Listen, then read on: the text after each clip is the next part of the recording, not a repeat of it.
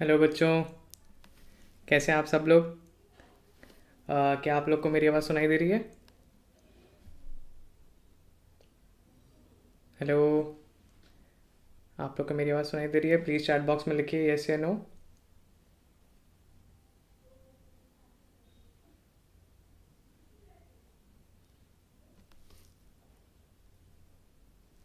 Good good good, very good. So मैं यहाँ देख रहा हूँ आप लोग बातें करें आपस में, किसको कितने मिले। तो फटाफट उसके पहले आप लोग सब मुझे अपना नाम वगैरह बता दीजिए ताकि हम लोग सेशन स्टार्ट कर सकें।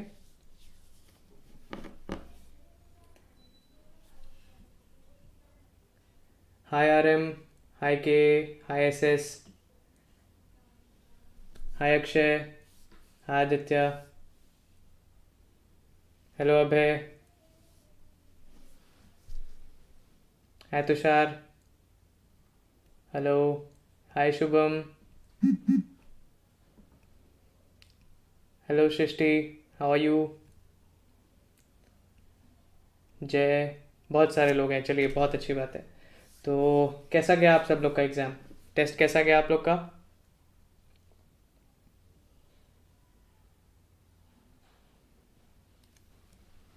थोड़ा बताइए मुझे कैसा गया आप सबका टेस्ट। जे भी काफ़ी नज़दीक आ गया है ना? ज़्यादा दिन बचे नहीं हैं, तो डर तो लग ही रहा होगा।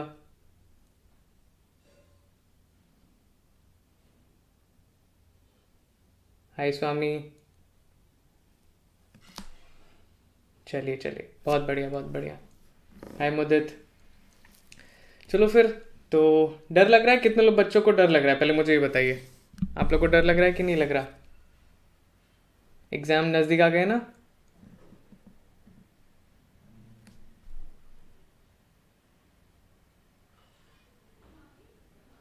जी, ये डर लग रहा है आपको? देखिए, डर बहुत ज़रूरी है। डर आपको प्रेरणा देता है कि आपको अच्छे से मेहनत करनी है एग्ज़ाम के लिए, ठीक है ना? तो डरना ज़रूरी है पर लिमिट में डरना चाहिए। आप अगर मेहनत कर रहे हैं तो आपको डर कम लगेगा, ठीक है?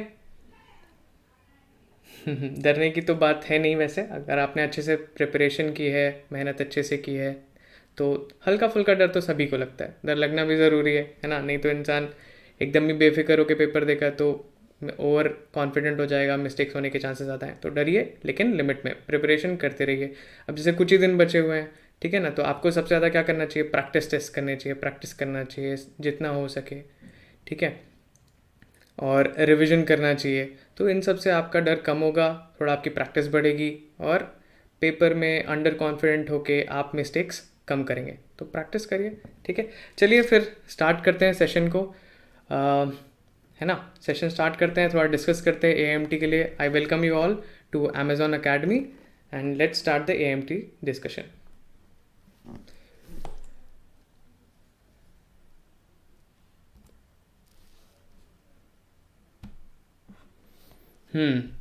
तो I'll tell you something about the lecturer. I'm Ankit Shukla. I have done my BTech in EC from NIT Surathkal और मैंने इसके पहले फिटजी वगैरह में भी पढ़ाया है, ठीक है? कुछ और आपको अगर जानना हो तो आप मुझसे पर्सनली बाद में चैट बॉक्स में सेशन ख़त्म होने के बाद भी पूछ सकते हैं, ठीक है? यस एग्जैक्टली, कर्नाटका से। चलिए, तो कैसा, आपको कैसा लगा पेपर? इजी था, डिफ़िकल्ट था? थोड़ा मुझे बताइए। इजी था, डिफ़िकल्ट था?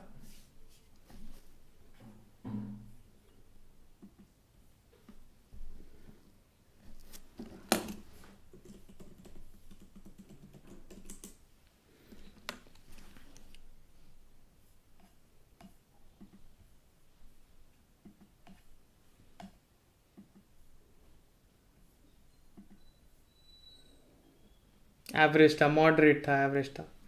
अच्छा अच्छा, एवरेज था, मॉडरेट था, एवरेज था? अच्छा अच्छा, एवरेज था, मॉडरेट था, एवरेज था? अच्छा, ठीक है।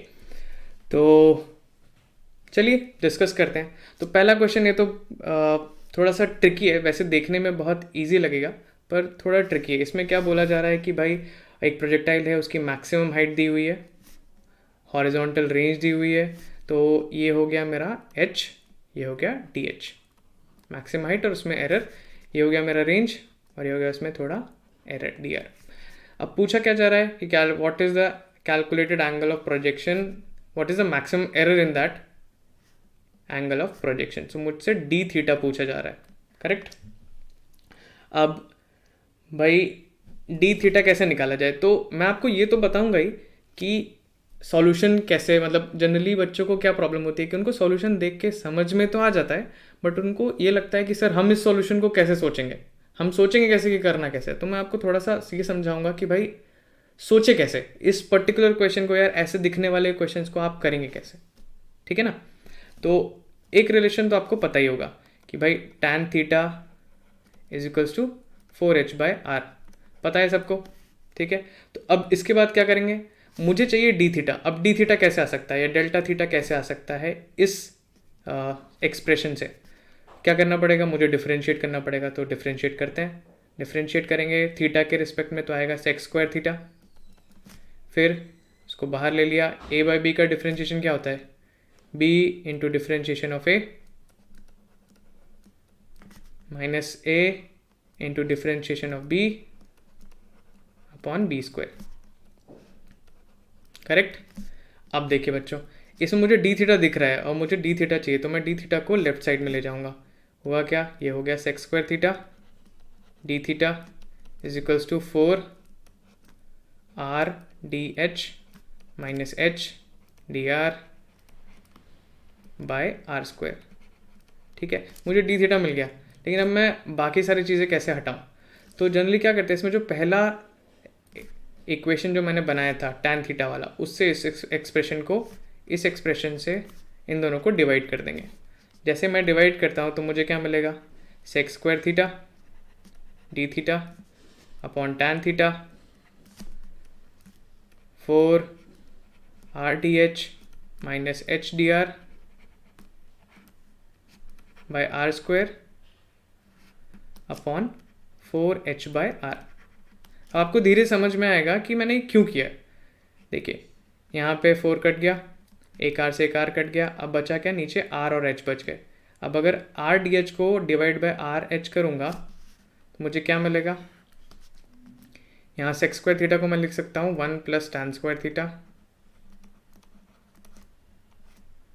D theta upon tan theta is equals to, यहाँ क्या बचा मेरा, d h r by r h, तो बचेगा क्या, d h by h minus यहाँ पे h dr by r h, तो h कट जाएगा, r बचेगा dr बाय आर. तो आपको दिखेगा कि यहाँ पे मुझे सब कुछ पता है. मुझे dh पता है, यहाँ देखिए dh पता है, मुझे h पता है, मुझे dr पता है, सॉरी मुझे dr पता है, मुझे r पता है. अब मुझे बस tan थीटा चाहिए. तो यहाँ पे अगर मैं h की वैल्यू और r की वैल्यू पुट कर दूँ तो मुझे tan थीटा मिल जाएगा. What is the value of h, h is 20, 4 into 20 upon r की वैल्यू क्या है 40, यहाँ से मुझे 2 मिल गया. अब मैं यहाँ पे पुट कर सकता हूँ वैल्यू 1 प्लस tan² हो जाएगा 5, tan थीटा कितना है 2 डी थीटा.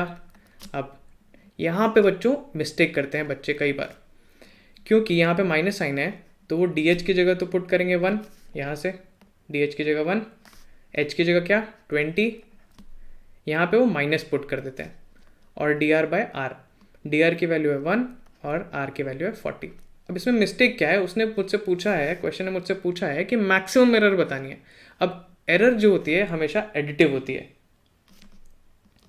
है ना, एरर जो होती है हमेशा एडिटिव होती है. तो यहाँ पे ये ऑटोमेटिकली प्लस हो जाएगा क्योंकि मुझे मैक्सिमम एरर निकालना है, ठीक है.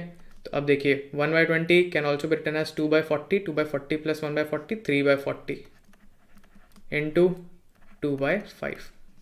तो यहाँ से आपका आ जाएगा 3/100 डी थीटा, ठीक है. एग्जैक्टली एम एस, बहुत अच्छा. Error is always added, correct. यहाँ से मुझे डी थीटा मिल गया. तो आपको ये समझ में आया कि मैं कहना क्या चाह रहा हूँ. मैं ये कहना चाह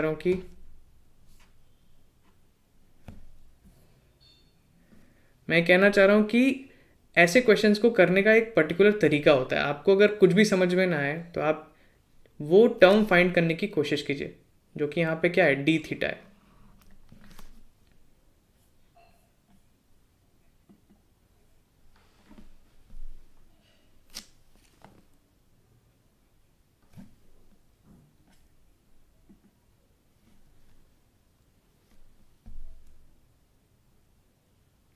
थीटा एम जी थीटा 45 रख सकते हैं क्या? थीटा 45 क्यों रख सकते हैं m g? Any particular reason? Tan theta 1 होता है अगर आप थीटा 45 रखेंगे। यहाँ पे आपको टैन थीटा की वैल्यू क्या मिल रही है? 2 मिल रही है, तो आप 45 नहीं रख सकते, है ना। अच्छा क्वेश्चन था और थोड़ा ट्रिकी सा था, और ये तभी आप कर सकते हैं जब आपके कॉन्सेप्ट एकदम ही क्लियर हो। बात समझ में आ रही है? तो आपको ये बात समझनी पड़ेगी कि एक फिक्स तरीका होता है ऐसे क्वेश्चन को करने का। ठीक है, चलिए आगे बढ़ते हैं।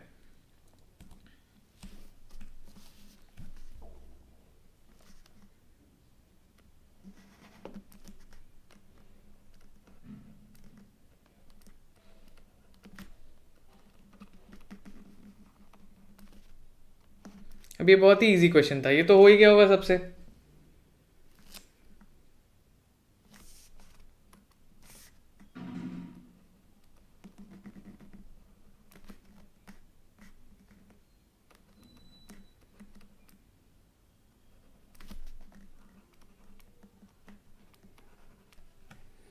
हो गया था, इजी था। अब इसमें कितने लोगों ने बिना सॉल्व किए आंसर किया है इस क्वेश्चन को? बिना सॉल्व किए, कुछ भी बिना किए, किसी ने ऐसा है जिसने बिना कुछ किए इस क्वेश्चन को किया है?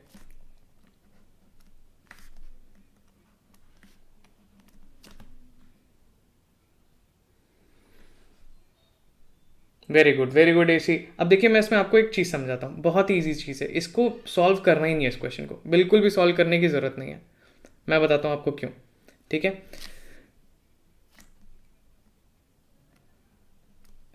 ठीक है। तो अब देखिए, बॉडी को मैंने फेंका ओ से, ओ से बॉडी स्टार्ट हुई यू वेलोसिटी से, वो 1 पे पहुंची, 1 और 2 जो हैं वो सेम हाइट पे हैं। ठीक है। अब आपको एक बात तो पता ही होगी कि जो भी प्रोजेक्टाइल मोशन होता है वो सिमेट्रिकल होता है। सिमेट्रिकल का मतलब जितना टाइम लगेगा ऑब्जेक्ट को 0 से 1 तक जाने में, उतना ही टाइम ऑब्जेक्ट को लगेगा 2 से 3 में जाने को। करेक्ट? बात समझ में आ रही है मेरी? जितना टाइम ऑब्जेक्ट को लगेगा 0 से 1 जाने को, ये जो रास्ता होगा जितना टाइम इसमें लगेगा उतना ही टाइम 2 से 3 में भी लगेगा। बात समझ में आ रही है? अब मुझसे पूछा क्या है? मुझसे पूछा है कि भाई मुझे बताओ टाइम, वो टाइम 0 से 1 जाने का टाइम प्लस 0 से 2 जाने का टाइम, ये पूछा है मुझसे क्वेश्चन में। अब देखिए, 0 से 2 जाने का जो टाइम है, कोई बात नहीं, मुझे नहीं पता, पर मुझे पता है कि 0 से 1 जाने का जो टाइम है वो 2 से 3 जाने के टाइम के बराबर है। तो मैं इसकी जगह लिख सकता हूं time to go from 2 to 3। अब बताइए, 0 से 2 गए और 2 से 3 गए, तो टोटल टाइम ही तो हो गया ये। तो कितना हो गया? टाइम ऑफ फ्लाइट के बराबर हो गया, 2u sin थीटा बाय जी। समझ में आया सबको?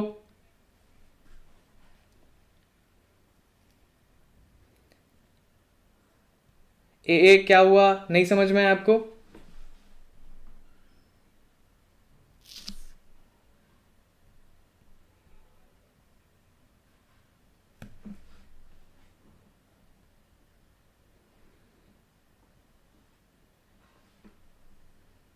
समझ में आया? देखिए मैं क्या कहना चाहता, मैं एक बार फिर से रिकैप कर देता हूँ।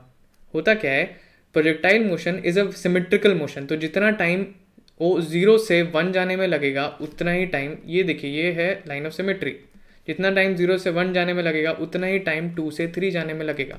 अब मुझे निकालना क्या था? 0 से 1 का टाइम प्लस 0 से 2 का टाइम, यहाँ तक पहुँचने का टाइम प्लस यहाँ तक पहुँचने का टाइम। तो मैंने 0 से 1 को लिख दिया 2 से 3 का टाइम, और उसको ऐड कर दिया 0 से 2 के टाइम में, 0 से 2 का टाइम प्लस 2 से 3 का टाइम, तो कितना हो गया टोटल टाइम हो गया वो। बात समझ में आ रही है? 2u sin थीटा बाय जी।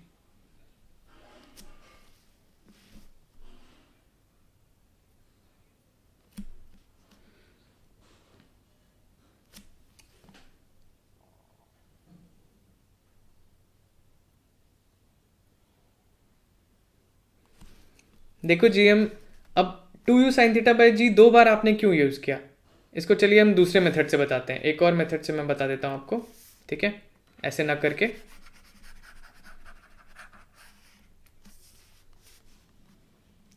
ठीक है, देखिए s equals to u t plus half a t square, ये तो पता ही होगा। एस क्या है, मुझे एच तक पहुंचने का टाइम निकालना है, तो एच इक्वल्स टू यू क्या है, वर्टिकल डायरेक्शन में velocity you sine theta into t plus half, acceleration क्या है वर्टिकल डायरेक्शन में, जी माइनस जी इंटू टी स्क्वायर।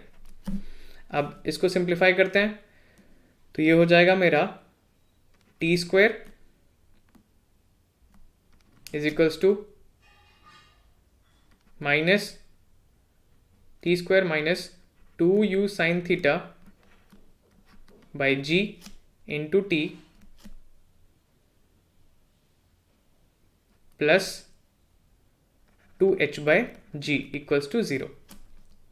ये मैंने इस इक्वेशन को सिंप्लीफाई कर दिया। अब देखिए इस इक्वेशन में मैंने क्या माना है कि ऑब्जेक्ट कहाँ पहुँच रहा है, एच पे पहुँच रहा है, तो ये एक क्वाड्रेटिक हो गई। इसका मतलब ऑब्जेक्ट एच पोजीशन पे 2 बार पहुँचता है, एक बार जाते टाइम और एक बार नीचे आते टाइम। तो इसके 2 रूट्स हो गए t1 और t2। Now t1 plus t2 क्या होगा, सम of roots t1 plus t2 क्या होता है, minus b by a in a quadratic equation. यहाँ पे b क्या है 2u साइन थीटा बाय ए क्या है 1, सो ये हो गया 2u sine theta by ji.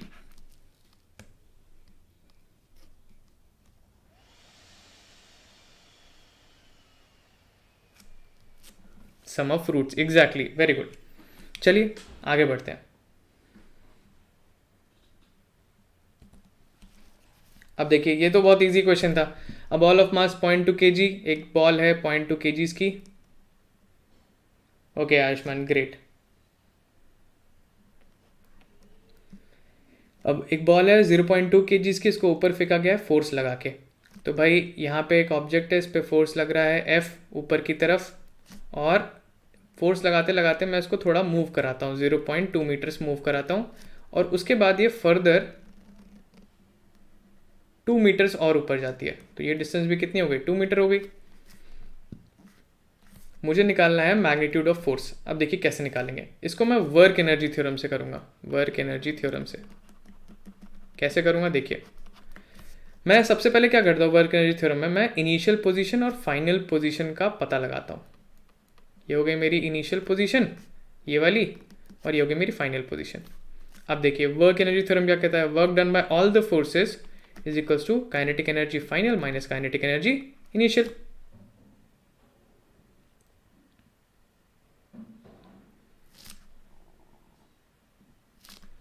Correct.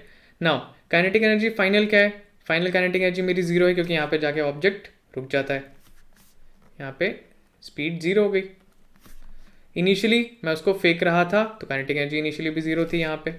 अब वर्क किसने किसने किया है, देखिए वर्क किया है इस एफ फोर्स ने, work done bye F force plus work done by gravity हुआ है जो कि 0 है, टोटल सम उनका 0 है। वर्क डन बाय फोर्स क्या होगा, फोर्स लगी है 0.2 मीटर्स तक, सो एफ इंटू 0.2। ये मैंने प्लस में क्यों लिखा है, क्योंकि फोर्स भी ऊपर लग रही थी और ऑब्जेक्ट भी ऊपर ही जा रहा था। Whereas work done by gravity क्या होगा, ग्रेविटी भाई कहाँ से कहाँ तक लग रही है, यहाँ से लेके यहाँ तक पूरे ड्यूरेशन में लग रही है, ठीक है। और एम जी किधर लग रहा है, नीचे लग रहा है, एम जी तो नीचे लग रहा है, तो वर्क डन इसका हो जाएगा negative minus m g into 2.2।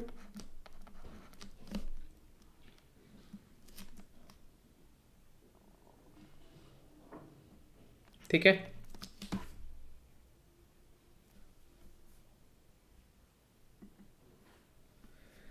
तो F कितना हो गया मेरा, F हो गया एम जी इंटू 2.2 बाय 0.2। मास कितना है मेरा 0.2 इंटू 10 इंटू 2.2 अपॉन 0.2, आंसर हो गया 22।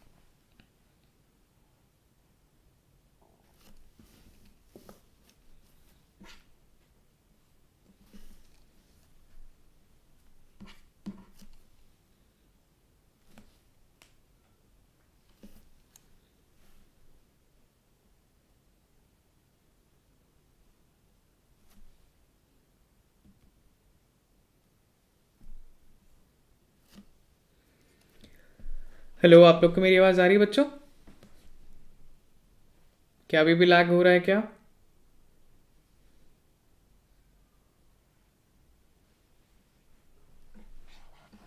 ठीक है, चलिए आगे बढ़ते हैं फिर। कोई डाउट इसमें, इस क्वेश्चन में और कोई डाउट है आपका?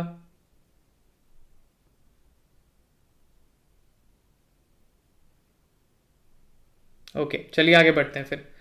ठीक है, ये क्वेश्चन इजी था। इजी था ना? देखिए, बहुत इजी क्वेश्चन है। इसमें बोला है कि I1 जो है मोमेंट ऑफ इनर्शिया है फॉर थिन रॉड है अबाउट परपेंडिकुलर एक्सिस। तो एक रॉड बना लेते हैं, उसका मोमेंट ऑफ इनर्शिया उसके एक्सिस के अबाउट I1 दिया हुआ है, जो कि कितना होगा, mL²/12। आप सबको ये पता ही है, ठीक है। और बोला गया है कि I2 जो है वो एक रिंग का मोमेंट ऑफ इनर्शिया है अबाउट इट सेंटर। सो इसके अबाउट जो रिंग का मोमेंट ऑफ इनर्शिया है वो है mr², जो कि दिया हुआ है कितना, I2 है, ठीक है। अब देखिए, the ring is formed by bending the thin rod into ring shape. तो अगर मैं इस रॉड को घुमा के एक रिंग बना दूं तो मैं क्या कह सकता हूं कि जो भी इसकी लेंथ है, क्या वो इस रिंग के पेरीमीटर के बराबर होगी? तो L इक्वल्स टू 2πr। इन्होंने पूछा क्या है, I1/I2 रेशियो पूछा है। सो I1/I2 क्या हो सकता है, mL²/12 अपॉन mr²। अब यहाँ से आप L की वैल्यू उठा के यहाँ पुट कर दीजिए और सिंप्लीफाई कर दीजिए, बहुत ही सिंपल है, ठीक है। तो इसका आंसर है B, πr²/3।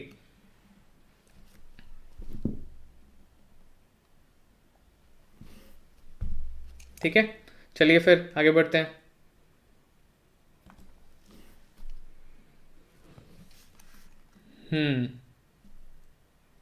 अब देखिए, इस क्वेश्चन में AB is uniform rod of mass M, length L, lying at rest on a smooth horizontal surface. तो भाई इस रॉड का मुझे एंगुलर एक्सेलरेशन निकालना है। एंगुलर एक्सेलरेशन कैसे निकालते हैं, torque equals to I alpha. बहुत ही ईजी क्वेश्चन था ये। टॉर्क कितना है, चलिए, तो torque equals to I alpha लगाने के लिए मुझे सबसे पहले मोमेंट ऑफ इनर्शिया निकालना पड़ेगा। तो रॉड का मास M है, यहाँ है रॉड का सेंटर ऑफ मास, एक मास यहाँ चिपका दिया गया है M। दोनों का सेंटर ऑफ मास कहाँ पे होगा, यहाँ पे होगा, करेक्ट। ये डिस्टेंस कितनी हो जाएगी, L/4, और ये डिस्टेंस कितनी हो जाएगी, 3L/4। मोमेंट ऑफ इनर्शिया कैसे निकाले हम, moment of inertia of system हो जाएगा मेरा moment of inertia of mass. So mass कितनी दूरी पे है, m into L/4 whole square. Thank you S. उसके बाद mL²/4 हो गया। अब देखिए, मोमेंट ऑफ इनर्शिया हम रॉड का निकालते हैं। रॉड का मोमेंट ऑफ इनर्शिया उसके सेंटर ऑफ मास के अबाउट कितना है, mL²/12, और उसको हम शिफ्ट करेंगे कहाँ पे, centre of mass of the system पे, यहाँ पे शिफ्ट करेंगे। तो ये डिस्टेंस कितनी है, L/4। सो mL/4 होल स्क्वायर, करेक्ट। तो ये हो गया सिस्टम का मोमेंट ऑफ इनर्शिया। अब इसको सिंप्लीफाई करते हैं, mL² हम कॉमन लेते हैं, बचा क्या, 1/16 प्लस 1/12 प्लस 1/16, करेक्ट। सो 1/16 1/16 1/8, 1/8 प्लस 1/12, तो यहाँ पे हम 1/8 प्लस 1/12 करते हैं। अब देखिए, टॉर्क की वैल्यू भी निकालते हैं। टॉर्क कैसे निकालेंगे, सेंटर ऑफ मास के अबाउट टॉर्क कितना हो जाएगा, mg। कितनी डिस्टेंस पे फोर्स लग रहा है, 3L/4। So 3L/4 is equals to I की वैल्यू यहाँ से उठा के यहाँ पुट करिए, mL² इंटू 1/8 प्लस 1/12, तो ये हो जाएगा मेरा 1/24, 3 + 2 5 इंटू अल्फा। सिंप्लीफाई कीजिए, आंसर पा जाएंगे आप ये।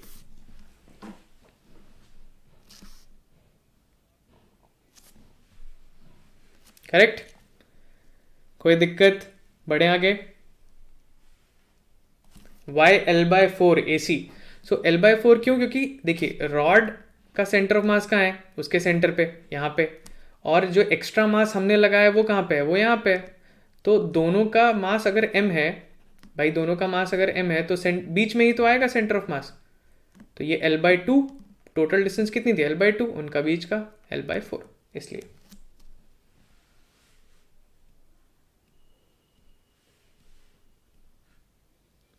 एग्जैक्टली देखिए, मोमेंट ऑफ इनर्शिया, जब भी आप मोमेंट ऑफ इनर्शिया किसी और पॉइंट के अबाउट लिखते हैं तो उसके लिए ICOM प्लस MD² लिखते हैं। तो ICOM से लिखना ज़रूरी है, किसी और पॉइंट से नहीं आप ले सकते सेंटर ऑफ मास रॉड का। समझ रहे हैं बात को? Yes exactly NS, this is a parallel axis theorem जो मैंने लगाया है, लेकिन वो सिर्फ मैंने लगाया है रॉड के लिए। रॉड का सेंटर ऑफ मास पहले यहाँ था, उसका मोमेंट ऑफ इनर्शिया इसके अबाउट mL²/12 है, ठीक है। और उसको मैंने शिफ्ट किया है सिस्टम के सेंटर ऑफ मास पे, ठीक है, जो कि डिस्टेंस कितनी है, L/4। देखिए टॉर्क पार्टिकल का नहीं लिखेंगे, टॉर्क हम हमेशा सिस्टम का लिखेंगे, क्योंकि एंगुलर एक्सेलरेशन भी हम सिर्फ सिस्टम का ही लिख रहे हैं। समझ रहे हैं आप बात को? पूरा एक सिस्टम बन गया है, ठीक है। चलिए आगे बढ़ते हैं। हाँ ये क्वेश्चन, चलिए नेक्स्ट क्वेश्चन पे आते हैं। Question number 6। 2 thermally insulated vessels हैं, ठीक है, बना लेता हूं मैं फटाफट।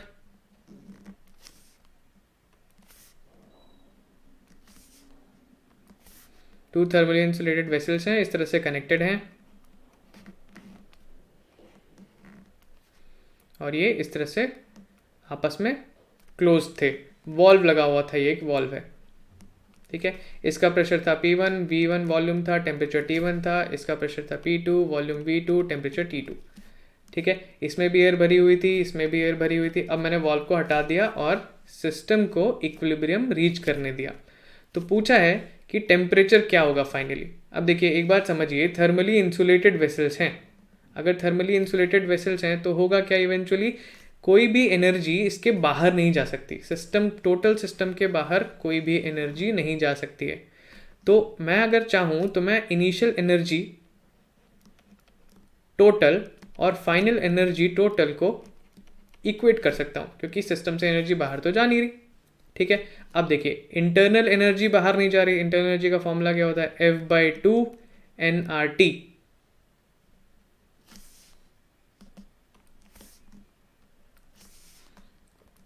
F/2 nRT। तो T इनिशियल कितना था इस ब्लॉक का, T1, इसकी इंटरनल एनर्जी हो गई। इनिशियली इसकी इंटरनल एनर्जी कितनी थी, F/2, इसको N1 लिख लेते हैं, N2 RT2, इसकी इंटरनल एनर्जी इनिशियली, अभी मैंने सिर्फ इनिशियल एनर्जी लिखी है। और बाद में क्या होगा कि ये दोनों कॉमन टेम्परेचर पे पहुंच जाएंगे, दोनों का टेम्परेचर एक ही हो जाएगा। MK मैं एक बार पेपर डिस्कस कर लेते हैं, उसके बाद मैं आपको बताऊंगा कि मेरे हिसाब से पेपर का लेवल कैसा था, आपको कितने नंबर लाने चाहिए थे, वगैरह वगैरह बातें करेंगे ये सब, लेकिन एक बार अपन पेपर कर लेते हैं, ठीक है ना। तो इवेंचुअली क्या होगा, F/2 N1 + N2, क्योंकि नंबर ऑफ मोल्स तो उतने ही रहेंगे टोटल, R, और टेम्परेचर कांस्टेंट हो जाएगा, दोनों का टेम्परेचर सेम हो जाएगा, क्योंकि इक्विलिब्रियम की बात कर रहे हैं हम लोग, ठीक है। अब इसमें देखिए F/2 कैंसिल हो गया, NR N1R इसके नंबर ऑफ मोल्स। अब अगर मैं चाहूँ तो इस ब्लॉक के जो नंबर ऑफ मोल्स है उसको मैं लिख सकता हूँ P1V1 = NR N1R/T1, ऐसे लिख सकता हूँ। PV = nRT इक्वेशन मैंने लगाई है, तो अगर मैं लिखूँ कि P1 nRT1 को मैं चाहूँ तो P1V1 भी लिख सकता हूँ, ठीक है, nRT1 को P1V1 भी लिख सकते हैं, ठीक है। सिमिलरली यहाँ पे भी N2RT2 को मैं P2V2 भी लिख सकता हूँ, और बची बात यहाँ पे N1 N2R की। तो N1R को क्या लिख सकते हैं अपन, N1R को लिख सकते हैं P1V1/T1 plus P2V2/T2 into T। अब इसको इधर ही रहने दीजिए, T को इधर ही रहने दीजिए, पूरा का पूरा इसको इधर ले जाइए, तो आपको जो एक्सप्रेशन मिलेगा वो ये मिलेगा। देख के भी समझ में आ सकता है, यहाँ पे अगर आप एलसीएम लेंगे तो P1V1/T2 आ जाएगा ऊपर, और यहाँ पे P2V2/T1 आ जाएगा। तो यहाँ देखिए डिनोमिनेटर में आपको दिख रहा होगा, ठीक है।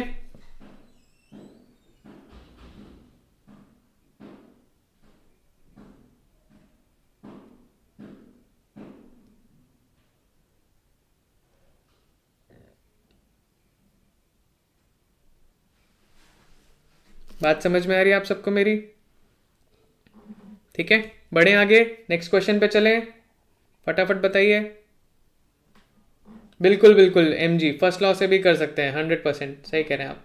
चलिए फिर आगे बढ़ते हैं। अब देखिए ये बहुत ही एकदम लल्लू क्वेश्चन था, ठीक है। ड्यूरिंग एन एडियाबेटिक कंप्रेशन लिखा है 830 joules of work is done on 2 moles of ideal diatomic gas to reduce its volume by 50%, find the change in its temperature. ठीक है, तो अब हमें पता है कि भाई एक एडियाबेटिक प्रोसेस में delta Q is equals to delta U plus W लिखा जा सकता है, और डेल्टा क्यू कितना है, 0 है। डेल्टा यू हो जाएगा मेरा माइनस डब्ल्यू। डेल्टा यू कितना दिया हो निकालना है मुझे, चेंज इन टेम्परेचर निकालना है, तो ये होता है F/2 NR डेल्टा टी। अब देखिए कंप्रेशन हुआ है, वॉल्यूम घट गई है 50% से। अगर वॉल्यूम कम हो गई है तो मैं यहाँ पे लिख सकता हूँ जो वर्क डन है वो नेगेटिव है, -830 जूल्स। F कितना होता है एक डायटोमिक गैस के लिए, बताइए फटाफट। डायटोमिक गैस के लिए F कितना होता है? 5/2। मोल्स कितने हैं? 2। R की वैल्यू दी हुई है 8.3 into delta T, exactly, very good, is equals to 830। अब इसको सिंप्लीफाई करेंगे आप, आपको डेल्टा टी मिल जाएगा जो कि है 20 केल्विन्स। Good to go.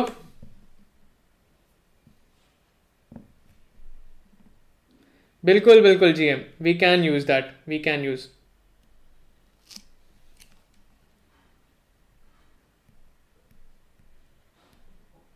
ठीक है, चलिए आगे बढ़ते हैं फिर इसी के साथ।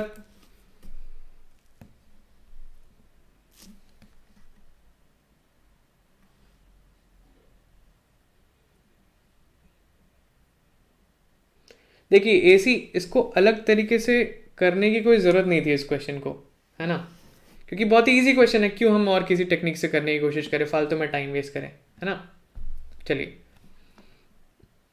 आगे बढ़ते हैं फिर। इस क्वेश्चन में क्या बोला है कि एक बॉब है सिंपल पेंडुलम जो एग्जीक्यूट कर रहा है simple harmonic motion in water with period T. तो भाई एक सिंपल पेंडुलम है, बना देते हैं। पानी के अंदर ये SHM कर रहा है, ठीक है। इसका टाइम पीरियड कितना दिया हुआ है? T दिया हुआ है टाइम पीरियड। बोला गया है कि यही पेंडुलम अगर एयर में ऑसिलेशंस करता है तो उसका टाइम पीरियड T0 है। तो हम लिख देते हैं भाई T0 क्या होता है? 2π√L/g। ठीक है, अब इन्होंने बोला है कि भाई डेंसिटी ऑफ बॉब जो है, डेंसिटी ऑफ मटेरियल जो है वो है ये इतनी। ठीक है, तो हमें रिलेशनशिप बताना है T और T0 के बीच में। अब देखिए मैं आपको बताता हूँ, जब भी SHM की बात होगी, ठीक है, तो और सिंपल पेंडुलम को इन्वॉल्व किया जाएगा तो हमेशा याद रखिए G का लेना देना G इफेक्टिव से हो सकता है। बिल्कुल याद रखिएगा इस चीज़ को, G इफेक्टिव बहुत काम की चीज़ है, आपके काम आ सकती है यहाँ पे भी।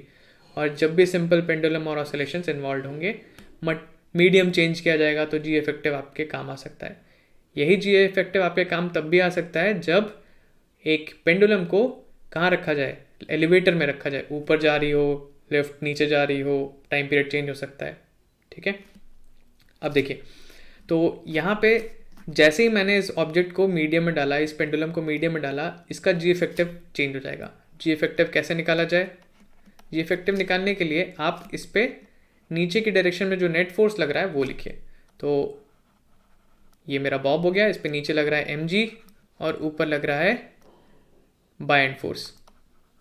ठीक है, अब मैं G इफेक्टिव कैसे लिखूंगा? मैं लिखूंगा नेट डाउनवर्ड फोर्स जो कि हो गया mg minus buoyant c divided by mass of the object. ठीक है, ऐसे मैं G इफेक्टिव निकालूंगा। टेंशन को यहाँ पे अपन कंसिडर नहीं करेंगे।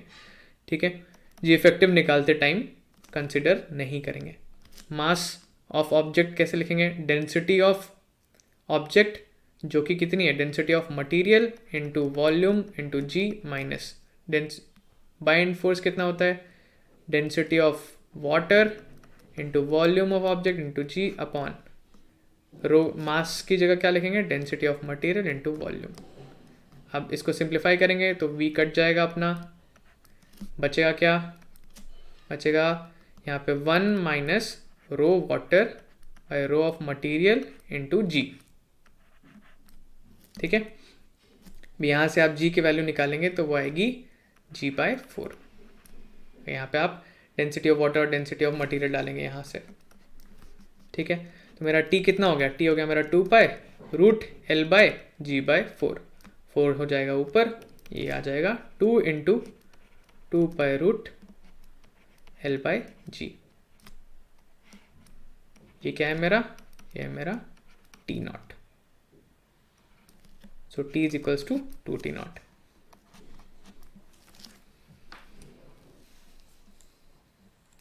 देखिए, टेंशन को ज़रूर हम कंसिडर करेंगे लेकिन जी इफेक्टिव निकालते टाइम नहीं। ठीक है, जी इफेक्टिव निकालते टाइम नहीं। अगर आपको टेंशन के थ्रू करना है तो सबसे पहले आपको बेसिक तरीका पता होना चाहिए कि आपको भाई एक एसएचएम में, सिंपल पेंडुलम के एसएचएम में आपको टाइम पीरियड निकालते कैसे हैं। तो तब क्या करते हैं अपन ऑब्जेक्ट बॉब को लेते हैं, बॉब को डिस्प्लेस करते हैं, तब हम टेंशन ऐसे मानते हैं, एमजी नीचे लग रहा होता है, बायएनसी ऊपर लग रही होती है। ठीक है, इसके अब इस पॉइंट के अबाउट हम टॉर्क लिखते हैं वगैरह वगैरह। तो टेंशन का टॉर्क 0 हो जाता है। ठीक है, इसलिए हम टेंशन को कंसिडर नहीं करते हैं। ठीक है, एक बार चेक कर लीजिएगा इसको, अगर आपको इसमें कन्फ्यूजन है इसको आप चेक करिएगा कि एग्जैक्टली कैसे निकालते हैं एक सिंपल पेंडुलम का टाइम पीरियड। ठीक है, चलिए आगे बढ़ते हैं। क्वेश्चन नंबर 9, ये कितने बच्चों ने सही किया है ये बताइए। ये थोड़ा ट्रिकी था क्वेश्चन, कर पाए आप लोग?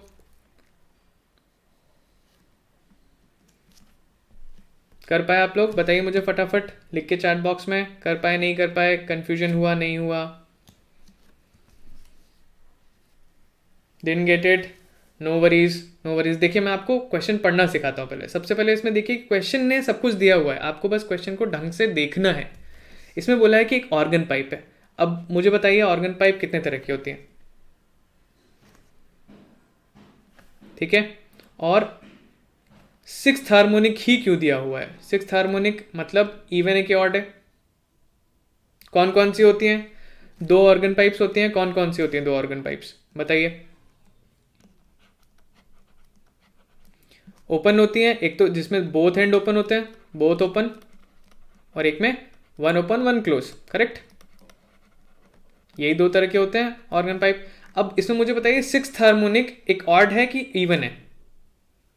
6 तो इवन हो गया। इवन हार्मोनिक कौन से ऑर्गन पाइप में पाया जाता है, बोथ ओपन में कि 1 ओपन 1 क्लोज में? तो 6th हार्मोनिक मुझे मिलेगा सिर्फ बोथ ओपन के केस में। तो मैं फटाफट एक बोथ ओपन का सिनेरियो बना देता हूं। ठीक है, ये मेरी हो गई ऑर्गन पाइप, समझ गए बात। अब इसमें क्या है, मुझे 6th हार्मोनिक मिल रही है। 6th हार्मोनिक का मतलब मुझे कैसा शेप मिलेगा, मुझे कितने लूप्स मिलेंगे इसमें। ठीक है, 6th हार्मोनिक का मतलब हो गया,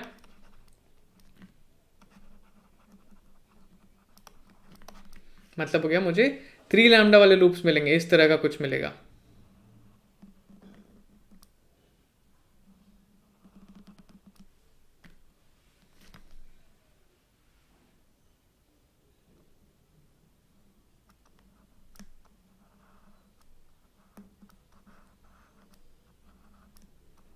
इस तरह का मुझे मिलेगा।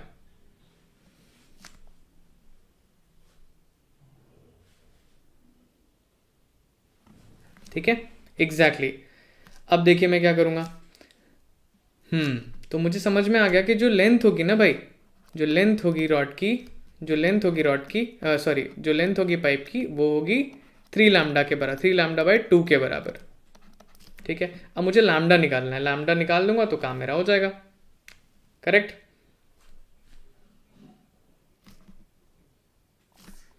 देखिए, तो अब अपन बात करते हैं स्टैंडिंग वेव की। 6 लैम्डा बाई 2 के बराबर, एग्जैक्टली 6 लैम्डा बाई 2 के बराबर। एक मिनट मिटा लेते हैं, थोड़ा साफ सफाई रखनी चाहिए। 6 लैम्डा बाई 2 के बराबर मतलब 3 लैम्डा के बराबर। ठीक है, अब अपन अगर लैम्डा निकाल लें तो अपना काम हो जाएगा। सही बात है, लैम्डा कैसे निकाला जाए? तो मुझे पता है कि इस पाइप में एक स्टैंडिंग वेव बन रही है। स्टैंडिंग वेव में प्रेशर कैसे लिखेंगे? ठीक है, delta P equals to delta P not या P is equals to P not sine k x and sine omega t, इस टाइप से कुछ इक्वेशन बन रही होगी। यहाँ पे साइन कॉस ले सकते हैं, ठीक है। अब इस तरह की प्रेशर इक्वेशन बन रही है। इसमें ये जो चीज़ है ये एम्पलीट्यूड है, प्रेशर एम्पलीट्यूड अलग अलग पॉइंट का अलग अलग होता है, ठीक है। अब इन्होंने बोला है कि दो पॉइंट्स, दो कंजिक्यूटिव पॉइंट्स जिनके बीच में प्रेशर एम्पलीट्यूड जो होता है वो 1/√2 टाइम्स मैक्सिमम प्रेशर है, ठीक है। तो मतलब अगर मैं यहाँ चाहूँ तो मैं लिखूंगा कि P0/√2 टाइम्स जो है वो P0 साइन के एक्स है। How do I find length GM? देखिए GM हो क्या रहा है कि भाई इसमें कितने नोड्स, 6 नोड्स फॉर्म हो रहे हैं, ठीक है। और एक नोड कितना कितना लंबा होगा, λ/2 के बराबर होगा,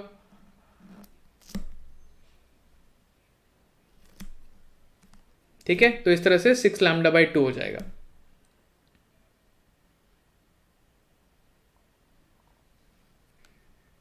ओके GM, चलिए फिर अब आगे बढ़ते हैं। अब देखिए यहाँ पे मैं इसको सिंप्लीफाई करूंगा तो मुझे पता है साइन के एक्स की वैल्यू 1/√2 आएगी, तभी ऐसा कुछ हो पाएगा। तो साइन के एक्स जो है 1/√2 होना चाहिए। इसके लिए क्या होना चाहिए, के एक्स को पहली चीज़ π/4 होनी चाहिए, पहली वैल्यू π/4 हो सकती है, फिर अगली वैल्यू क्या हो सकती है 3π/4 हो सकती है, करेक्ट।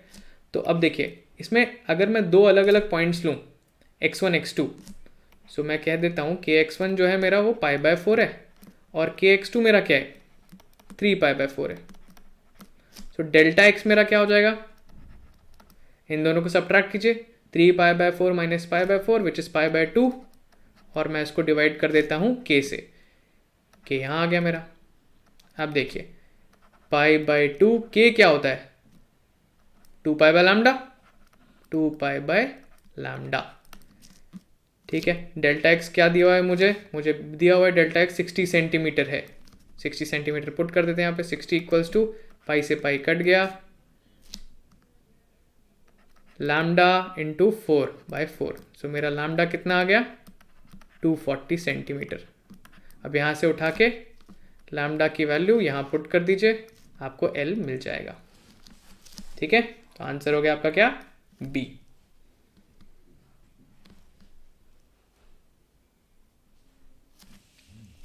समझ में आ गई आपको मेरी बातें?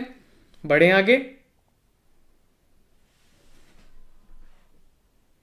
प्रेशर इक्वेशन कैसे बनाया जी हम, देखिए प्रेशर इक्वेशन आपको अगर स्टैंडिंग वेव का फॉर्मूला अगर पता है, स्टैंडिंग वेव में डिस्प्लेसमेंट इक्वेशन कैसे होती है, ठीक है, a sign k x cos omega T या साइन ओमेगा टी, इस टाइप की इक्वेशन होती है। सिमिलरली प्रेशर की इक्वेशन भी होती है स्टैंडिंग वेव में ऐसी ही।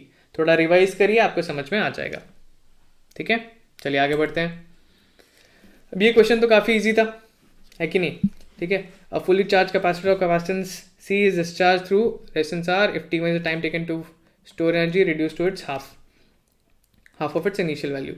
So stored energy जो भी हाफ हो गई, एनर्जी का फॉर्मूला क्या होता है Q²/2C is equals to Q0/2C into e⁻⁻t/c, इसका स्क्वायर, ठीक है। ये हो गया मेरा एनर्जी का फॉर्मूला। अब देखिए कह रहा है कि जो एनर्जी है वो आधी हो गई, ठीक है।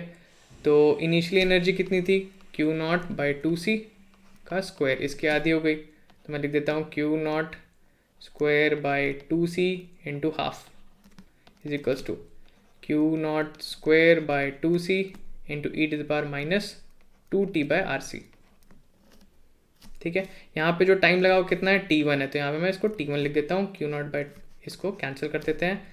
अब लॉग ले लेते हैं दोनों साइड, तो ln2 is equals to 2T1 और यहाँ पे RC, ठीक है। तो यहाँ पे मेरा T1 कितना आ गया RC/2 ln2। अब बात आती है time taken, T2 is the time taken to for charge to reduce to 1/4 its initial value. So Q/4 equals to Q0/4 equals to Q0 e⁻⁻t/RC, तो पता ही होगा आप सबको। यहाँ पे हम लॉग ले लेते हैं, पहले Q0 को कैंसिल करते हैं, फिर लेते हैं log ln4 is equals to T2 RC, ठीक है। अब इसको और तरीका क्या है लिखने का, 2ln2 into R C is equals to T2। Divide कर लीजिए, आंसर आपको मिल ही जाएगा, T1/T2 तो 1/4 आ जाएगा। चलिए आगे बढ़ते हैं। ये तो बहुत ही सिंपल क्वेश्चन था। क्वेश्चन नंबर 11, क्या इसको सॉल्व करने की ज़रूरत है? बताइए, इस पर टाइम वेस्ट करने का कोई मतलब नहीं है ना। चलिए मैं फिर भी बता ही देता हूँ। तो अगर गैल्वेमीटर में कोई करंट फ्लो नहीं कर रहा है तो इसका मतलब यहाँ का जो पोटेंशियल डिफरेंस है वो इस बैटरी के पोटेंशियल डिफरेंस के बराबर ही होगा, 2 वोल्ट्स। अब देखिए, मतलब 12 वोल्ट्स की जो बैटरी है वो आर के अक्रॉस भी 2 वोल्ट्स का ही पोटेंशियल जनरेट कर रही है। तो अब मैं कैसे लिखूं potential across R? Potential across क्या होगा, 12 into R upon 500 plus R is equals to 2। Simplify करिए इसको, 12R is equals to 1000 plus 2R। So हो गया 10R equals to 1000, R equals to 100 answer. ठीक है, वेरी गुड। ये क्वेश्चन भी बहुत ईजी था, क्वेश्चन नंबर 12 है ना। तो क्वेश्चन नंबर 12 में बोला गया है कि भाई एक स्टैंडर्ड सेल को यूज़ करके, वेरी गुड जीएम, इजी था बहुत ही क्वेश्चन। इसने बोला है कि 440 centimetre of a potentiometer wire corresponds to 1.1 volts. तो बोला है कि भाई 220 सेंटीमीटर 0.5 को कर रहा है अगर, तो रीडिंग में कितना एरर है। तो इस हिसाब से 440 सेंटीमीटर जो पोटेंशियोमीटर वायर है वो एक स्टैंडर्ड सेल, मतलब इसकी रीडिंग गलत नहीं है, स्टैंडर्ड सेल तो 1.1 वोल्ट्स का ही है। तो 220 सेंटीमीटर कितना करस्पॉन्ड करेगा, 0.55 वोल्ट्स। बट यहाँ पे कर कितना रहा है, 0.5, तो एरर कितने का हो गया, 0.55। ये होना चाहिए था, पर रीडिंग कितने की आई, 0.5 की। सब्ट्रैक्ट कर दीजिए तो एरर हो गया मेरा -0.05 वोल्ट्स। क्लियर है?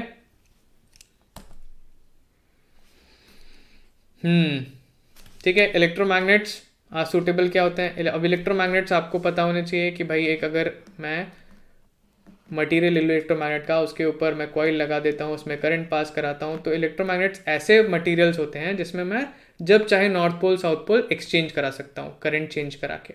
ठीक है, तो अब इनको फटाफट अपने मैग्नेटाइजेशन को रिवर्स करने की आदत होनी चाहिए, ऐसे मटेरियल होने चाहिए। तो वो तभी पॉसिबल है जब इनकी रिटेंटिविटी भी कम हो और इनकी कोअर्सिविटी भी कम हो। ठीक है, ये हो गया मेरा आंसर। बात समझ में आ गई? चलिए आगे बढ़ते हैं। अब ये तो बहुत ही ईजी क्वेश्चन था। इसमें बोला इन्होंने कि एक चार्ज पार्टिकल है, मैग्नेटिक फील्ड में घूम रहा है, उसका जो काइनेटिक एनर्जी है वो कम हो जाता है 4% से। ठीक है, तो रेडियस ऑफ कर्वेचर में क्या बदलाव होगा? ठीक है, तो R इक्वल्स टू mv/qb, बताइए सबको ये। अब जो mv है उसको मोमेंटम भी कहते हैं, और मोमेंटम को हम काइनेटिक एनर्जी के फॉर्म में कैसे लिखते हैं, √2m के। तो मुझे एक बात समझ में आ रही है कि जो R है उसकी जगह मैं लिख सकता हूँ √2mk/qb। अब एरर का फॉर्मूला तो सबको पता है, यहाँ पे मुझे पता, एक बात समझ में आ गई कि जो रेडियस है इज प्रपोर्शनल टू k⁻²। तो डेल्टा r/r को मैं क्या लिख सकता हूँ, will be equals to 1/2 delta k/k। अब देखिए ये कितना दिया हुआ है, ये 4% दिया हुआ है, तो यहाँ पे 4 पुट कर दीजिए, 4/2, 2% मेरा आंसर आ गया। तो एरर इन आर कितना होगा, या चेंज जितना कितना होगा, 2% होगा। ठीक है, ये तो बहुत इजी क्वेश्चन था। कॉइल है, कॉइल में करंट चेंज होता है, तो मुझे निकालना है सेल्फ इंडक्टेंस। ठीक है, so delta V equals to LdI/dt। Delta V कितना दिया है, 8 वोल्ट्स, पुट करिए। एल कितना है निकालना है मुझे, डेल्टा आई कितना है, 3 से 5, 5 - 3 इज 2, डेल्टा टी 0.2।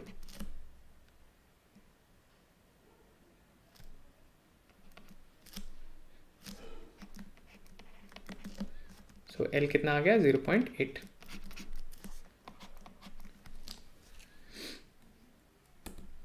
ठीक है, question number 16। By convex lens, ये इजी था, ट्रिकी था, किसी को प्रॉब्लम हुई इसमें? बताइए फटाफट। एक बाई कॉन्वेक्स लेंस है, इसका रिफ्रैक्टिव इंडेक्स जो है वो है 1.6, फोकल लेंथ जो है 25 centimetre, radius of curvature R1 है और R2 है। अब इन्होंने बोला है कि जो भाई R1 का जो फोकल लेंथ है वो है ना 20 सेंटीमीटर। R1 की focal length, R1 focal length का एक कॉन्केव मिरर लिया, जो फोकल लेंथ है उसका वो है 20 सेंटीमीटर। तो अगर फोकल लेंथ 20 सेंटीमीटर है तो रेडियस ऑफ कर्वेचर कितना होगा भाई? 40 सेंटीमीटर होगा, सिंपल सी बात है। ठीक है, what with the object of distance. तो सबसे पहले काम करते हैं, R2 निकाल ही लेते हैं, है ना। तो R2 निकालने के लिए क्या करेंगे, 1/f is equals to mu minus 1 into 1/R1 minus 1/R2। ठीक है, फोकल लेंथ कितनी थी? 1/25, 25 थी। म्यू 1.6 माइनस 1, 6/10 भी लिख सकता हूँ मैं 0.6 को। 1/R1 तो 1/40 माइनस 1/R2। ठीक है,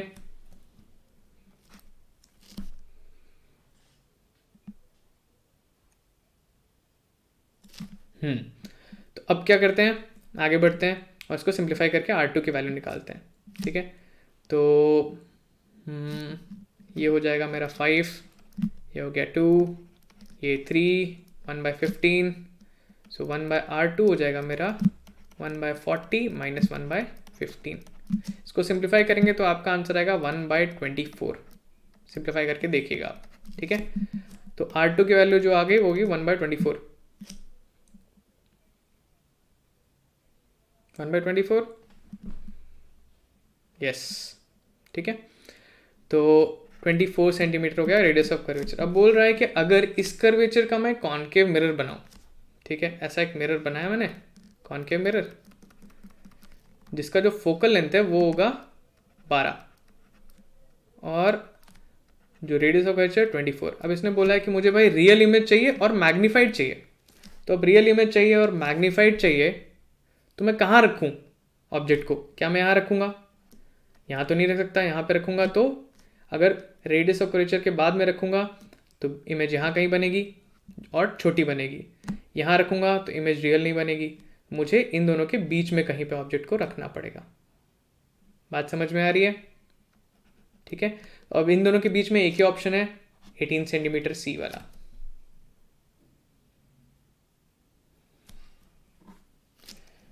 कोई बात नहीं जी, हम अपन फटाफट जल्दी जल्दी करेंगे, देखते हैं कितने हो पाते हैं। ठीक है, क्लियर है? आगे बढ़ते हैं। अब देखिए, in an instance of single slit diffraction experiment, first minima of red coincide with first maximum of other wavelength. ठीक है, तो मिनिमा का फॉर्मूला क्या होता है? A sine theta is equals to, maxima का फॉर्मूला, मिनिमा का फॉर्मूला होता है a sine theta equals to n lambda, और ये हो गया मेरा मिनिमा का, और मैक्सिमा हो जाएगा a sine theta is equals to 3 λ/2। यहाँ पे फर्स्ट की बात करें तो n को अपन 1 पुट कर देंगे। ठीक है, अब ये हो गया मेरा अदर वेवलेंथ और ये हो गया मेरा रेड। ठीक है, तो मैं कह सकता हूँ lambda of red is equals to 3 λ/2। अब इसमें आप रेड की वैल्यू पुट करेंगे। रेड का वेवलेंथ कितना है? 6600 इंटू 2/3, तो ये आपको मिल जाएगा 4400 एंगस्ट्रॉम्स। क्लियर है? देखिए कि अब हर बार पेपर डिफ़िकल्ट नहीं होता, कई बार इजी भी होता है, कई बार बहुत इजी होता है, कई बार बहुत डिफ़िकल्ट हो जाता है। तो आप क्वेश्चंस को जेई लेवल अज्यूम करके नहीं चल सकते। आपको क्वेश्चन देखना है और आपको खुद के एबिलिटीज़ को उस पर इम्प्लीमेंट करके चेक करना है कि आप अगर ऐसा क्वेश्चन आएगा तो क्या उसी टाइम फ्रेम में कर पाएंगे कि नहीं। समझ रहे हैं आपको? तो पेपर जज करना बंद करिए और पेपर पे क्वेश्चंस जो आ रहे हैं उनको सॉल्व करने की कोशिश करिए, and minimum time possible and with maximum accuracy. ठीक है, चलिए क्वेश्चन नंबर 18 को देखते हैं। A photo cell is illuminated by small bright source placed at 1 distance of 1 metre. ठीक है, अब इन्होंने एक सोर्स है, इंटेंसिटी का फॉर्मूला क्या होता है? Power upon 4πr²। अब डिस्टेंस बढ़ेगी तो इंटेंसिटी कम होगी, और इंटेंसिटी जो है वो नंबर ऑफ इलेक्ट्रॉन्स के प्रोपोर्शन होती है। तो मैं क्या कह सकता हूँ कि नंबर ऑफ इलेक्ट्रॉन्स जो है वो प्रोपोर्शनल है 1/r² के।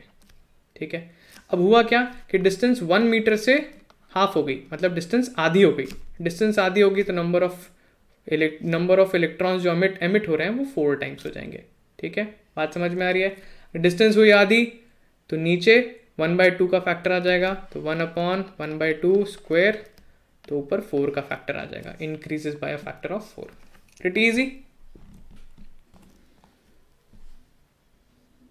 ठीक है, चलिए आगे बढ़ते हैं। अब मुझे एक इक्वेशन दी गई है, ठीक है, जिसमें लिथियम है, इसको मैंने एक प्रोटॉन से बॉम्बार्ड कराया। ठीक है, और मुझे मिला क्या,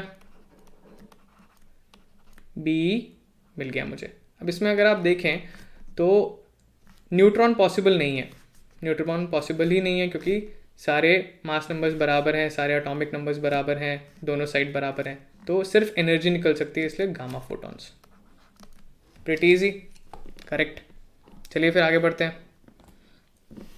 अब देखिए ये भी बहुत ही इजी क्वेश्चन था, बहुत, मतलब क्या ही बताया जाए, बहुत ही इजी। ठीक है, अगर मेरे पास 2 इनपुट्स हैं ए एंड बी, ये जो है मेरा, इसमें दोनों जो आउटपुट है वही दोनों इनपुट की तरह आगे जा रहा है नॉर गेट में। ठीक है, तो मैं इसको नॉट भी बोल सकता हूँ, ये मेरा हो गया और, तो टोटल मिला के क्या हो गया मेरा, नॉर। Simple, correct. आगे बढ़ते हैं। ये क्वेश्चन की बात करते हैं अब। देखिए एक सॉलिड स्फीयर है, ये क्वेश्चन कितने लोगों को परेशान किया इस क्वेश्चन ने, बताइए। ठीक है, तो अब देखिए, अब इसमें हम क्या करेंगे, इसमें ना जब भी कैविटी वाले प्रॉब्लम्स आते हैं तो नेगेटिव मास या नेगेटिव चार्ज को अपन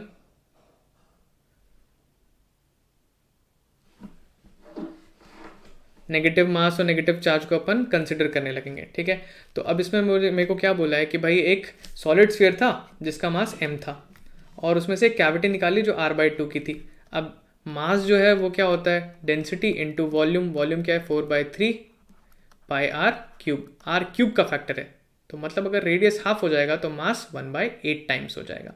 तो बाहर वाले का मास मान लेते हैं m, फुल का मास मान लेते हैं m, और छोटी वाली जो कैविटी है उसका मास क्या हो जाएगा, m/8 हो जाएगा। बात आई समझ में। अब एनर्जी कंजर्वेशन लगा देते हैं भाई, initial energy, kinetic energy plus potential energy, final kinetic energy plus potential energy के बराबर हो जाएगी।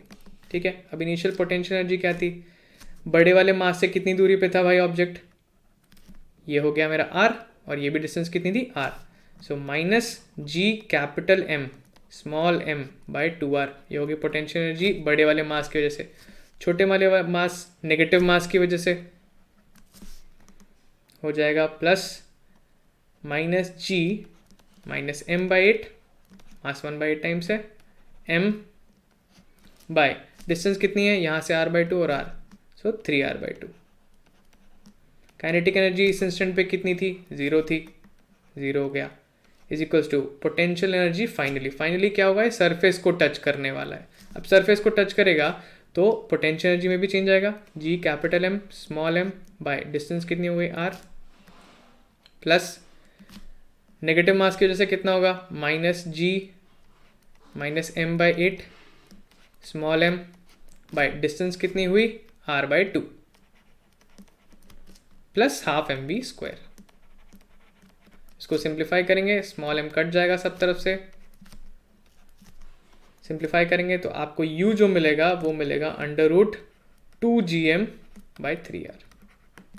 तो n की वैल्यू कितनी हो गई, 2 हो गई।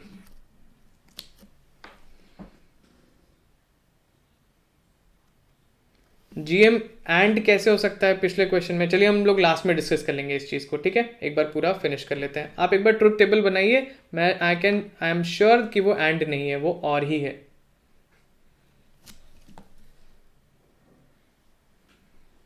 चलिए आगे बढ़ते हैं।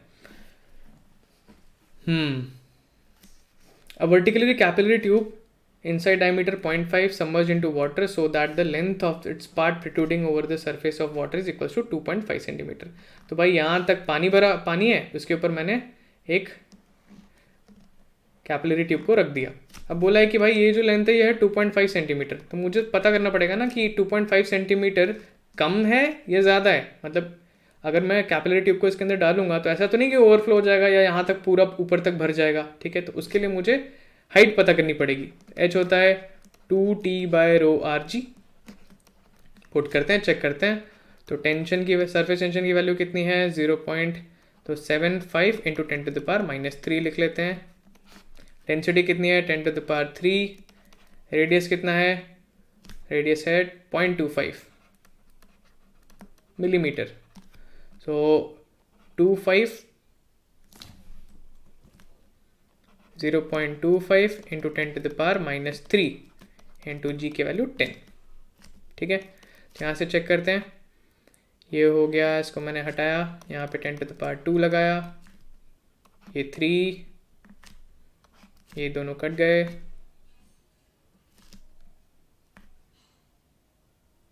6, तो मेरा आंसर आ गया 6 सेंटीमीटर। 6 सेंटीमीटर की ज़रूरत है और मुझे दिया कितना गया है 2.5 सेंटीमीटर। तो ऑब्वियसली ये यहाँ तक पूरा मेनिस्कस भर जाएगा, यहाँ तक पूरा। और क्योंकि लेंथ जो है वो सफिशिएंट नहीं है, तो यहाँ पे कर्वेचर में चेंज आ जाएगा, ठीक है। अब कर्वेचर में चेंज कैसे पता करते हैं, R into h equals to capital R into h dash, ये जो है वो कांस्टेंट रहता है। तो 2.5 सेंटीमीटर, जो रेडियस था पहले वो था 0.25 मिलीमीटर, इंटू हाइट कितनी दी गई थी 2.5 सेंटीमीटर, सॉरी 6 सेंटीमीटर के लिए है ये 6 सेंटीमीटर। और finally radius of curvature change हो जाएगा, क्योंकि जो लेंथ दी हुई है वो 2.5 सेंटीमीटर ही दी हुई है, पूरी तो दी ही नहीं है। तो अगर सफिशिएंट हाइट होती, 6 सेंटीमीटर की हाइट होती, तो वो कर्वेचर ऐसा ही रखता, इस तरह का कर्वेचर रखता, ठीक है। लेकिन क्योंकि हाइट जो है वो कम है, ठीक है, तो क्या होगा, कर्वेचर बढ़ जाएगा, ठीक है। अब इसको सिंप्लीफाई करते हैं, तो R हो जाएगा मेरा, सेंटीमीटर कट गया, 2.5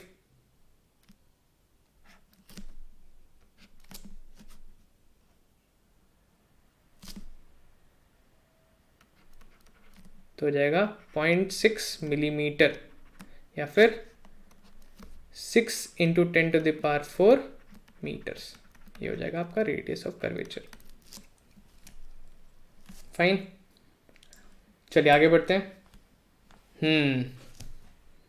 question, a steel wire of length L equals to 40 steel wire of length L at 40 degree Celsius is suspended, ठीक है।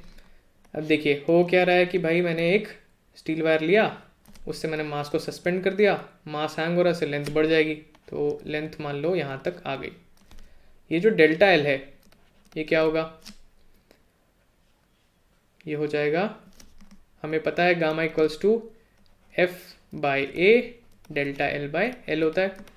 यहाँ से अगर मैं डेल्टा L निकालूँ तो हो जाएगा मेरा कितना, F इंटू L/A गामा। इन्होंने बोला है कि भाई इसको ना हम वापस से ठंडा करते हैं तो एक कॉन्ट्रैक्ट हो जाता है, ठीक है। कितना ठंडा किया, 10 डिग्री ठंडा किया, ठीक है। तो delta L is equals to L alpha delta T भी होता है, ये भी होता है। तो अगर वापस रीगेन कर रहा है तो ये जो डेल्टा L है और ये जो डेल्टा L है, मतलब delta L due to stress और delta L due to contraction बराबर होना चाहिए।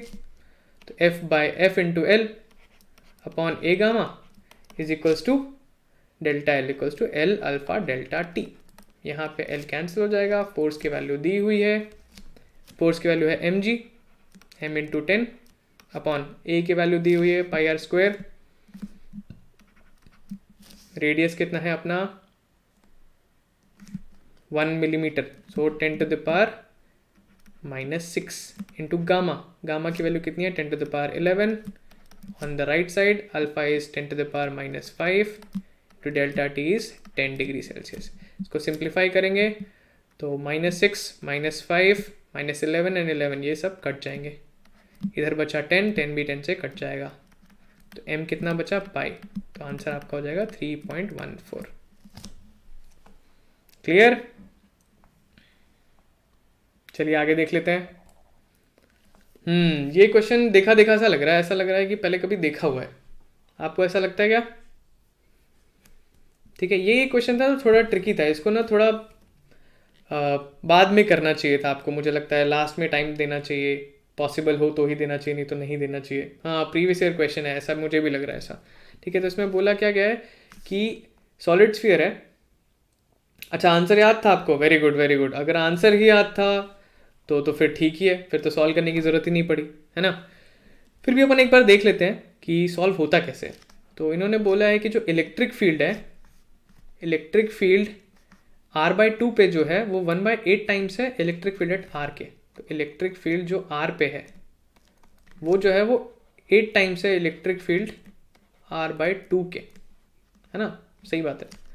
तो अब देखिए, एक बात समझने वाली क्या है कि जब भी कोई स्फेरिकल बॉडी होती है उस पर जो इलेक्ट्रिक फील्ड होती है वो सिर्फ अंदर के चार्ज की वजह से होती है, बाहर के चार्ज की वजह से नहीं होती। ठीक है, तो अगर मैं R की बात कर रहा हूँ तो मुझे मेरा चार्ज कितना हो जाएगा, मेरा चार्ज टोटल चार्ज हो जाएगा Q, अगर मैं R की बात कर रहा हूँ। और अगर मैं r/2 की बात कर रहा हूँ तो चार्ज कितना हो जाएगा, r/2 Q/2। नहीं, ऐसा नहीं है, क्योंकि जो चार्ज है वो लीनियरली वो यूनिफॉर्मली डिस्ट्रीब्यूटेड नहीं है। ठीक है, तो अपन कैसे निकालें भाई? हमें ना निकालना क्या पड़ेगा, हमें निकालना पड़ेगा r/2 तक चार्ज कितना था वो निकालना पड़ेगा। ठीक है, तो इलेक्ट्रिक फील्ड एट r क्या हो जाएगी, Q/4πr²। Total charge electric field r/2 तक क्या होगी, Q एट टिल r/2 तक जो Q होगा वो चार्ज डिवाइड बाय 4πr/2 का होल स्क्वायर। अभी मुझे क्या करना है, मुझे निकालना है भाई r/2 तक कितना चार्ज होगा। तो हम क्या करेंगे, एक शेल कंसिडर करेंगे यहाँ पे, x रेडियस का, जिसका थिकनेस कितना है, dx है, dx थिकनेस का। ठीक है, और इसका चार्ज लिखते हैं, तो dq is equals to rho into 4πx² dx। ये अपन ने चार्ज लिख लिया, रो की वैल्यू पुट कर दो, रो की वैल्यू है kx⁴a, सो kx⁴a 4πx² dx। 4πk को मैंने लिया बाहर, बचा क्या, x⁴2 + a dx। इसको इंटीग्रेट करेंगे 0 से r/2। ठीक है, तो 4πk इसको r/2 तक इंटीग्रेट करेंगे तो मुझे क्या मिल जाएगा, चार्ज मिल जाएगा q डैश मेरा हो जाएगा r/2 to the power 3 + a, correct, ये a सॉरी, ठीक है, 3 + a। अब अगर यहीं पे मैं q फाइंड करता टोटल चार्ज तो कितना आता, वो आता मेरा 4πr⁻³ + a, करेक्ट। यहाँ पे वैल्यूज पुट कर दीजिए। ठीक है, अब यहाँ पे सिंप्लीफाई करते हैं,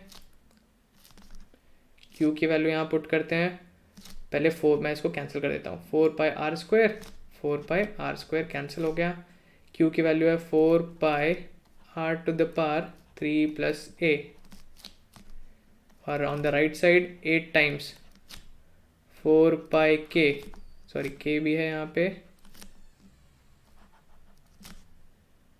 k r/2 3 + a। ठीक है, अब इसमें k 4π कैंसिल, k 4π कैंसिल, बचा क्या, r भी कैंसिल हो जाएगा,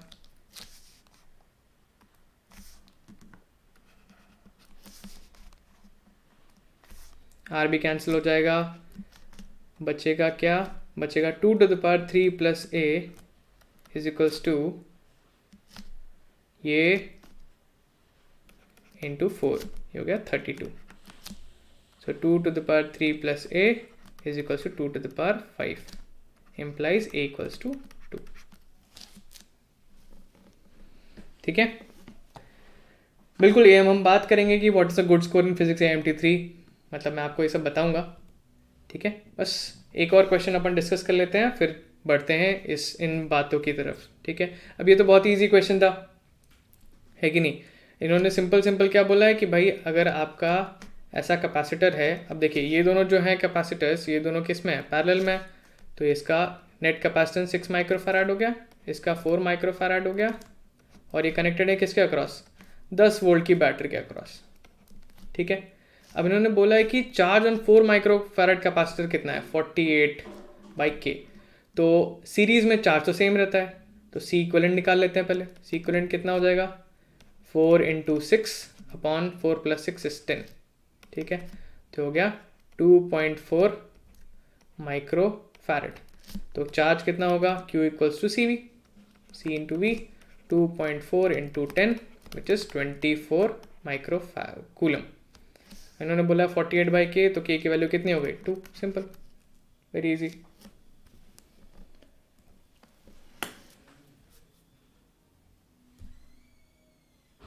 थ्री माइक्रोफैराड, मैंने 3 माइक्रोफैराड को GM कंसिडर ही नहीं किया, क्योंकि मुझे उससे कोई लेना देना ही नहीं है।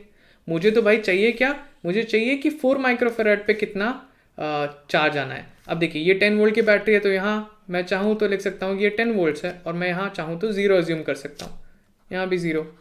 तो मुझे 3 माइक्रोफैराड के कैपेसिटर से कोई लेना देना ही नहीं है। समझ रहे हैं बात।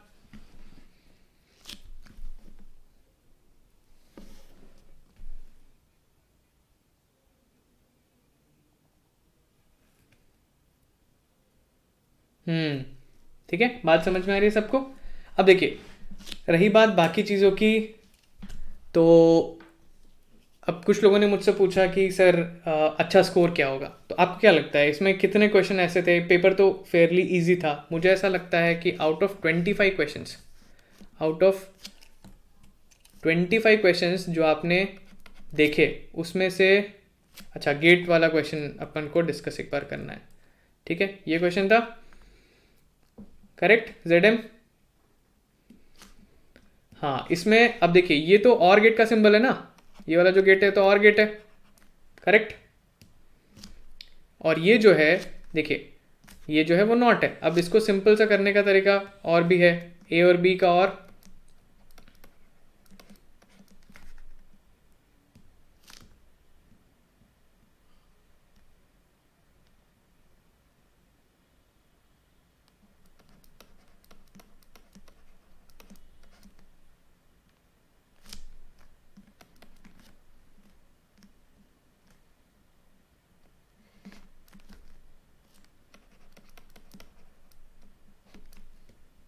सिंपल।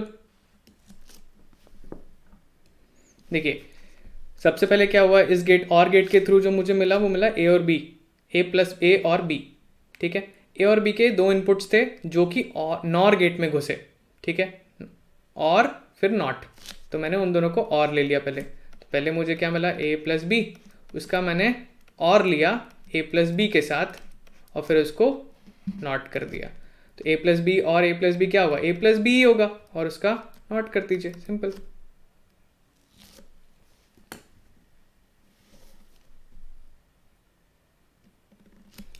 ट्रुथ टेबल तो ठीक है, एक बार मैं ट्रुथ टेबल से भी दिखा देता हूँ आपको। ठीक है, A B हो गया, A और B हो गया, फिर फाइनल रिजल्ट हो गया ये। ठीक है, 0 1 0 0 1 0 0 1 1 1। A और B क्या होगा, 0 1 1 1। ठीक है, अब इसको अगर मैं A + B को अगर मैं और करूं A + B के साथ ही, तो मुझे क्या मिलेगा, क्या मिलेगा मुझे, मुझे मिलेगा तो सेम ही। ठीक है,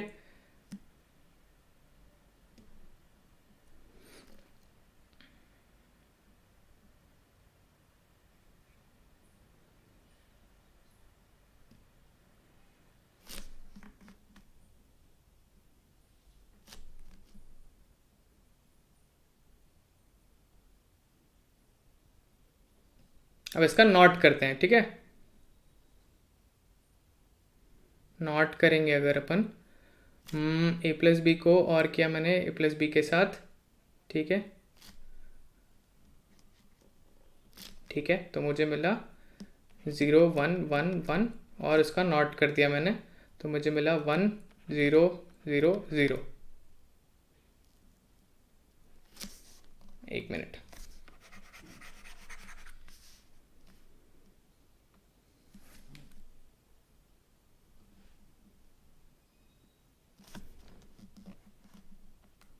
नहीं एंड कैसे होगा, देखिए एंड तो बिल्कुल ही पॉसिबल नहीं है, ठीक है। देखिए ए और बी है, ए और बी का मैंने और लिया, ए और बी का मैंने और लिया, और को मैंने दो इनपुट्स में डाला, ठीक है। ये हो गया मेरा सी, मान लेते हैं सी है।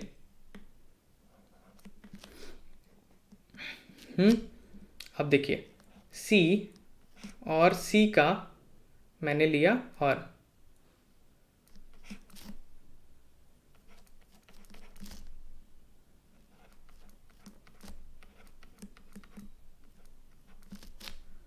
सी और सी क्या होगा, ये हो जाएगा मेरा 0 1 1 1।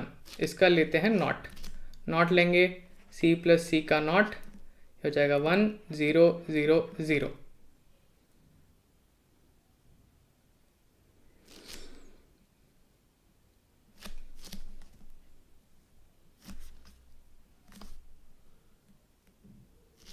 तो इन दोनों टेबल्स को अपन कंपेयर करते हैं, इसको और इसको, ये मेरा रिजल्टेंट है, ठीक है। 0 0 1, तो ये अब देखिए इससे इस टेबल से मैं और बनाता हूँ, ये हो गया मेरा और टेबल है, और इसको अगर मैं नॉट कर दूँ तो ये यही तो मुझे मिल रहा है, तो ये नॉट ही तो हुआ। बात समझ में आ रही है?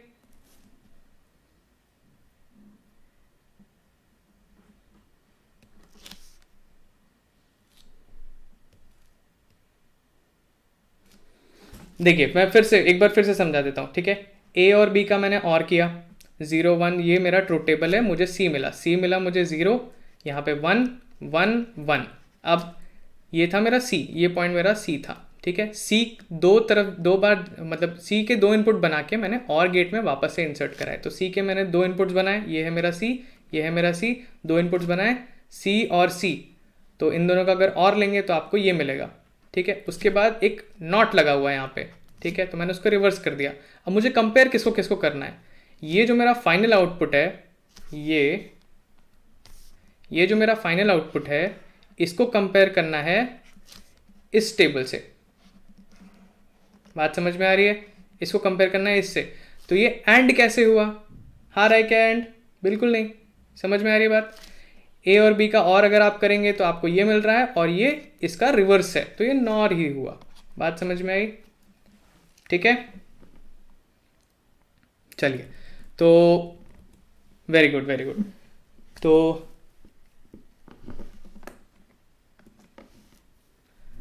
No issues GM. देखिए हमारा मेन ऑब्जेक्टिव यही है कि आप सबको मदद मिले इन सब चीज़ों को लेकर, ठीक है। और मेरे हिसाब से आपको 18 to 20 क्वेश्चंस इजीली यहाँ पे अटेम्प्ट करने चाहिए थे। पेपर बहुत ही इजी था, ठीक है। देखिए बहुत ज़रूरी है कि आप ओवर कॉन्फिडेंट ना हो और किसी भी क्वेश्चंस में आप ज़रूरत से ज़्यादा टाइम स्पेंड ना करें, ठीक है, क्योंकि सारे क्वेश्चंस की जो वैल्यू है वो है 4 मार्क्स, ठीक है। तो इसमें आप मिस्टेक बिल्कुल ना करें। आप इजी क्वेश्चन में अपना डिफिकल्ट क्वेश्चन में घुस के या किसी क्वेश्चन में घुस के फंस के न रह जाएं। टाइम स्पेंड करें जितना उस पर स्पेंड करना चाहिए। आपका मेन ऑब्जेक्टिव है मार्क्स स्कोर करना, ठीक है। Thank you. मेन ऑब्जेक्टिव है मार्क्स स्कोर करना, ठीक है। होप आप सबको ये सेशन पसंद आया होगा। Thank you, happy learning.